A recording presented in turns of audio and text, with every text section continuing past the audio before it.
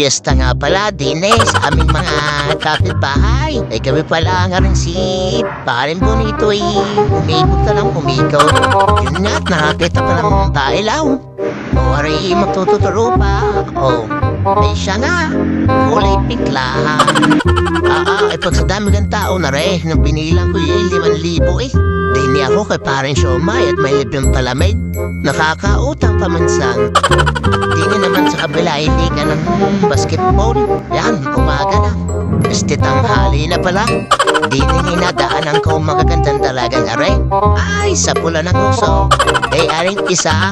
Ay, tapos ka kay Paring Elo. Ay, aring pala yung naamoy ka sa loob ng aming bahay. Di ni muna pala ako. At ano nga si Paring Bunitin, nagyayana papuntang kanto. Siya di magtitingin-tingin. At pag may nagustuhan, di kanyang bibilhin. Ay mapera, at yun nga lumabas na. Kakulay ng itik. Nakatakbo pala yung itik. Oh, getting to know each other muna Oh, wari kay ngipit. Oh, bangat may pera. Kaya rin namupit na naman. Kagaling din, 50 yan ha, 50 yan ha, 50 yan ha. Abay, tamang duda pa sa kirupitan. Kaya namang bata, siya, hanapin ang iyong kasama't nang makauwi na. Pero bago ang lahat huwag niyo naman kakalimutan mag-like, comment, and share. Follow na rin kayo sa aming Facebook page at subscribe na rin kayo sa aming YouTube channel. Yun ang the best. Siya, taro na. Di ka lang.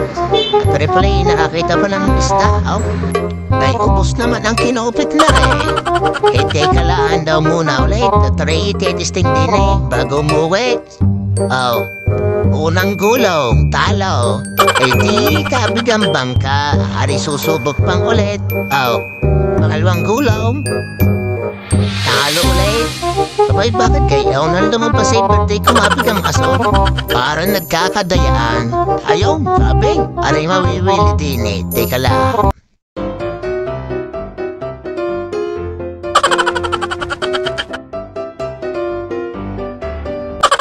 Teka, lagi inaanakot para manulog. Sa pugi naman ay siya kami alis na. Bye-bye.